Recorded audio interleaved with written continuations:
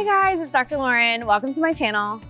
Today we're talking all about healthy habits. So we all have habits in our lives that are perhaps normal that we may not even think of as healthy habits. And so this topic really came up recently when I was talking to a patient of mine and just sharing some of the things that have really changed my own life, my own health journey that are totally normal and natural to me that I didn't really always think about as healthy habits until we got to talking, and she was just asking me how those things became more natural. And so today on my channel, I'm going to share with you 21 healthy game-changing habits that have changed my life to hopefully inspire you to do the same in your own health journey. And I'm sure there's things that you have that maybe your norm that you don't even consider or know that have changed your life too. Number 1, drink 16 to 20 ounces of warm lemon water first thing in the morning. This is a game-changing way to replenish your body after it's been dehydrated overnight and really just begin to flush out your lymphatic system and support your digestive superpowers for the day. When we drink water, it actually helps spark extra stomach acid and enzyme formation and really can just get us really energized. Did you know that sometimes when you're actually really tired, your body is just thirsty? It'd be kind of like if you're like walking in the desert and just like so parched, like how would you feel? You'd feel really tired. And so we can go through our daily lives just really undernourished and underhydrated and not really feel the effects. So if you're especially waking up really tired before reaching first thing for the coffee, which is actually gonna dehydrate you, make sure to replenish and nourish yourself with water first. And then in conjunction to this, to bring it up a notch, you could also do some green juice like celery juice after drinking that water as well. Give yourself some extra boost of hydration. Number 2, listen to boy band beats or any music for that matter. Boy band beats just really make me happy. And so one of my favorite songs in the world is Umbop by Hanson. If you're a child of the 90s like me, that was totally my jam. NSYNC, Spice Girls. It doesn't have to be any of those though. You totally do your thing. But by putting on a playlist that really gets me in the mood, I feel just really inspired and happy. And I feel like every day when I'm driving around in my car, I'm like Elle Woods on Legally Blonde, Perfect Day blaring in my head. So definitely try it out. Number 3, start your day off with a phone-free morning routine. At least no email or social media checking. This one was a really hard habit for me to start / old habits to break, but it has really uplifted my heart and my mind by doing so. And so every morning that I wake up, instead of going first thing to my Instagram feed or to see what emails I missed overnight, which are usually gonna be spam emails anyways, I turn on a really encouraging podcast that I listen to. It's called Daily Hope. Read a little bit of scripture or verse for the day, say some just prayers and manifestations, and getting my mind right. And then I get my body right too. I get my sweat on. I love going to the gym first thing in the morning and really just carving out that space to listen to something. Maybe it's one of my playlists, or maybe it is another podcast, etc., that is really encouraging and really fighting to get my mind and my energy right for the day first thing in the morning. Number 4, get your pump on first thing. I already just briefly mentioned this, but really starting the day off with a workout is a really great way to make that workout happen in the day so you don't get to the end of the day and you're just feeling really tired and drained, or other things come up, maybe social things that you want to be part of. And so I love carving out that space in the morning, and my fitness routine in the morning does look a little bit different. And so I love to do strength and HIIT, but some days I will go to just like a group class. Other days I may start it off with a yoga flow. Fighting to diversify what you're doing, but starting the day off with movement is a really great way to get your body right too for the day. Number 5, do yoga daily. I used to poo-poo yoga. It was definitely not something that was challenging enough, especially for my CrossFit mentality, and just that I need to like work harder in order to see the results that I want to see, etc. But yoga became like water to my soul when I was actually going through my own chronic illness and mold healing journey. And I really did not have the energy or the bandwidth to do my CrossFit type of workouts that I was doing all the time. And so lo and behold, I found yoga. I found a style of yoga that really spoke to me. There's so many different styles out there. And just really also having that container in that space away from screens and demands of the day. It's really my time to really get my mind reset as the day has been going on. I love to take a lunch break usually with yoga or end the day off with it. Number 5, take a quality probiotic. Did you know 95% of probiotics out there on shelves do not contain the probiotics they claim? Meaning that you're basically flushing your money down the toilet. A big reason too why a lot of people don't feel great when they take probiotics, maybe you have some bloating or digestive distress, is because those probiotics get not transited to your colon, your large intestine where we want them. They can get stuck up in stomach acid, broken down up there, or in the small intestine. And if you have something like small intestinal bacterial overgrowth or fungal overgrowth in your gut, you're equally not going to feel that great with extra probiotics up there. So really aiming for a vetted probiotic. I do have my own probiotic line coming out, but I do like to diversify strains and types of probiotics depending on the client I'm working with. And so they're really strain specific. Working with a practitioner can be a really great way to kind of figure out what probiotics may work best for you and what maybe some quality ones out there are. Not all probiotics are created equal. Number 7, swig apple cider vinegar shots and take digestive enzymes. Apple cider vinegar helps boost your stomach acid, which helps with digestion, breaking food down. If you struggle with things like bloating and gas regularly, this can be a huge game changer. Even constipation. If you're feeling constipated after a meal, try taking a swig of apple cider vinegar, like a tablespoon or 2 in water. And that can help with stimulating your gallbladder to then release extra bile and enzymes and stomach acid as well, with helping things move through your system. Digestive enzymes can work similarly, and they help with like being the Pac-Mans that chew your food, break it down a little bit more to keep you from having to keep popping Tums and feeling bloated. Number 8, eat something green with every meal. If you get to know me for too long, you'll know that I definitely include and love greens with most every meal. The one exception may be at breakfast. Breakfast, I don't always cook maybe some like sauteed kale or bok choy or have something there. But if I can, if I'm having a gut love shake and fight for putting some green in there, or drinking like a celery juice or a green juice first thing in the morning on that empty stomach. Greens just really help with boosting your fiber for one, moving food through your digestive system, and they supply your body with all sorts of antioxidants too. So power up your energy with some greens. Number 9, sleep 7+ hours per night.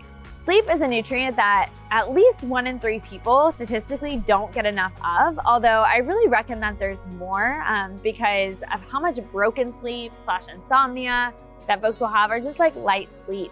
And when we're not sleeping, our body is not repairing and healing and detoxing fully or to the greatest effect. When I used to sleep like 5 to 6 hours per night, I struggled with chronic constipation my whole life until I actually started sleeping more and supporting my digestive superpowers and noticing days that I am underslept, that constipation can kick back in. So there is a huge brain-gut connection between sleep and just really, again, your detox channels and how your body repairs. Some of my favorite things that have helped me sleep better are sleeping in a cool room, at least 68 degrees or below, and a pitch black room. And so if you don't have blackout shades or curtains, try using an eye mask. And also using like blue blocker glasses before bed, if you're looking at screens, TVs, computers, etc., can really help with getting your circadian rhythms more in flow and supporting a healthy, full sleep. Number 10, take a recess break or 2. So recesses are super essential for helping me work harder and smarter throughout the day. And I believe the human bandwidth capacity for most folks is about 3 to 4 hours of like what we call deep work. And after that, our brain and our body kind of start going to like la la land a bit. And so I've noticed by breaking up my day with little recesses in there and things like my yoga practice or getting outside or movement are some of my favorite ways to do that. But it could also be as simple as like a coffee or tea date with a friend, running an errand, or just changing your location. If you're working one space in the morning, maybe changing it in the afternoon just to help you break up the day. Definitely take that recess. That was my favorite subject in school growing up. Number 11, just say no to overcommitment. Instead of stacking your day full of to-dos, I love to make a not to-do list too with some of those long lists. And I like to keep that list a lot of times on my phone notes. Just because, as you probably know, all those to-dos and the things that like eat away at you oftentimes come at the most random times in your brain. I find by trapping it on paper, it's a really great way to store those to-dos and those not to-dos. And by actually using the powerful words no, N-O, in some areas of our lives or overcommitments, we really are able to say yes to something else. By saying no to something, you can say yes to something else. Even if that is like recess and you time and space that you can create and contain that space for you. It's made me so much more of a healthier person by not stacking my schedule full. If you're gonna make a to-do list, I do like to think about what are the top 3 things today that when I lay my head down tonight on my pillow, I will feel most accomplished. And it could be anything from a bill that you were wanting to pay and meaning to put it, and you were putting it off, to something like a work project you've been working on, making progress in that area. But really just kind of containing that to a sticky note, a to-do list, only 3 things. It's really helped me just maximize my productivity in my life. Number 12, break a sweat in the infrared sauna. I love the infrared sauna. It's a great way to detox the body, to calm the immune system, which in my own healing journey was super upregulated and overactive when I was recovering from things like mold and autoimmune disease in particular. And sauna became similar to like yoga, water to my soul. There was a season where I was going daily. Now I'll go about every other day, but my body really does feel the side effects. And if you don't have an infrared sauna at home, there's tons of now studios popping up all over the country in different cities. So definitely check out your area, even gyms. Infrared is a bit different than a regular sauna in just that it is a drier sauna. So the cleansing and the sweating that you'll do, it's just not as harsh to the body, and it actually can help penetrate deeper layers for detox purposes as well. Whereas a lot of times a regular sauna that you're gonna sweat in, it only penetrates about 1 layer. Number 13, pay it forward. We rise by lifting others up. And if there is definitely anything that's gonna make you healthier and stronger, it is supporting that brain-gut connection. And so when we're less stressed, we feel better. And I know in my own life, when I am connected with others and community with others and seeking to pay it forward, it sparks some joy in not only my life, but that individual's life. I get an instant lift by sending a friend, say like a voice memo, a text message, and just hearing their response, like, thank you for thinking about me, to randomly surprising a friend that's been going through a hard time with dinner or bone broth if they're sick, or taking something, whether it's a note or like some freshly made paleo cookies, to the front desk people that I see at the gym most days. And so again, we rise by lifting others up, and this is a healthy habit that's really changed my life, and I really seek on a daily basis to do at least one thing for someone else. Number 14, cut the blue lights. So blue lights really crush your circadian rhythm flow. Your circadian rhythms are your biologically wired clocks that help with sleep-wake cycles.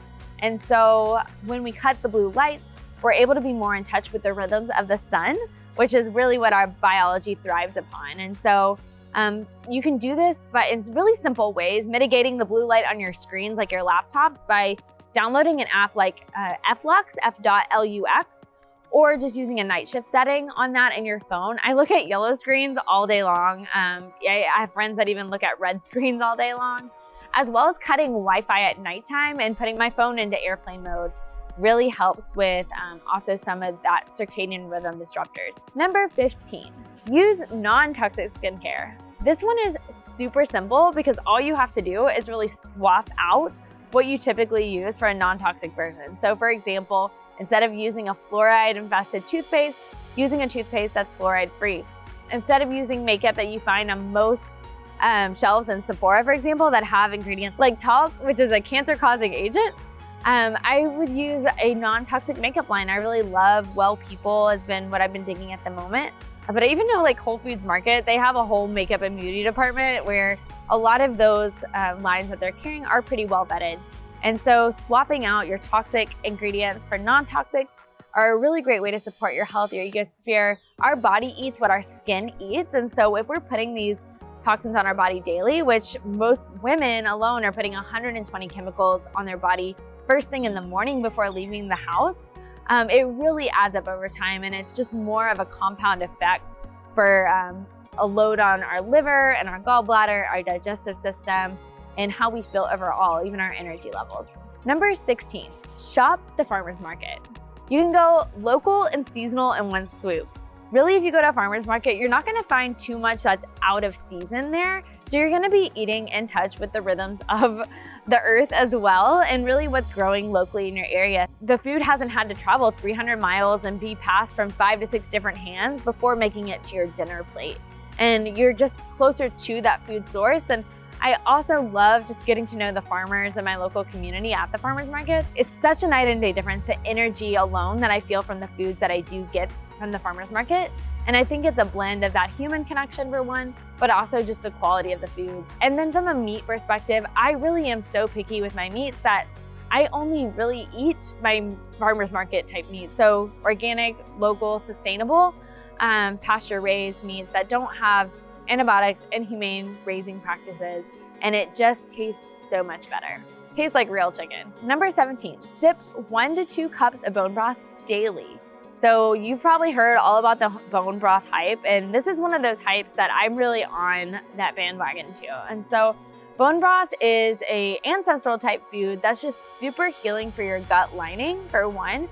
And considering that most people in the Western world do need to worry about their gut health to some degree just because of how much dysbiosis and imbalance is common in the westernized diet and westernized world, I do find bone broth to be really just enlivening to your gut microbiome and a healing agent. And if you're not into just sipping it from a mug directly, which I love to do, you can also include it in like your vegetables that maybe you're sauteing at nighttime or during the day, and or you can add it to even things like smoothies.